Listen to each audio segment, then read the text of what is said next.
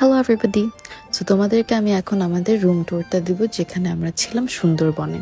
অনেকেই টেক্সট করছিলে দ্যাট আপু ফুল রুমটা দেখতে চায়। So this is how it looks like. পুরো রুমটা এত সুন্দর লেগেছিল আমার কাছে, like it was a very cosy nice room. আর এই পাশের এই সুইংটা আমার এত পছন্দ, it's more like a swing bed. আর উপরে যাওয়া যায়। এই রুমটাতে আমি ছিলাম, মা ছিলাম, আর রাজকুমারী ছিল।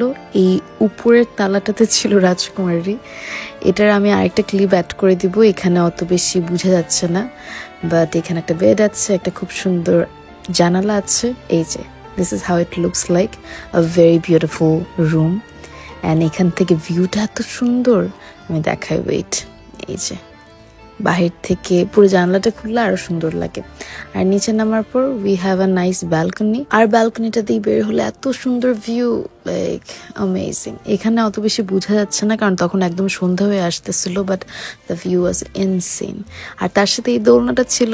আমার বেসিক্যালি ছোটবেলা থেকে দোলনা অনেক পছন্দ, আর দোলনার মধ্যে বসে সামনে এত সুন্দর একটা ভিউ। আর আমরা সুন্দরবনের একদম মাঝখানে একটা কটেজে ছিলাম। কটেজ থেকে বের হলেই এরকম একটা ভিউ, মানে it was amazing and also super peaceful.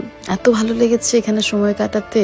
নিচে পানি, উপরে খোলা আকাশ, আর এত সুন্দর একটা কটেজ। আমি জানি এখন তোমরা অনেকেই জিজ্ঞেস করবে আমরা কোথায় থেকেছি। আমরা ছিলাম জঙ্গল বাড়িতে। আর সুন্দরবনের এই জঙ্গল বাড়িতে আমরা কেমন সময় কাটিয়েছি সবকিছু জানাবো নেক্সট ভিডিওস গুলোতে।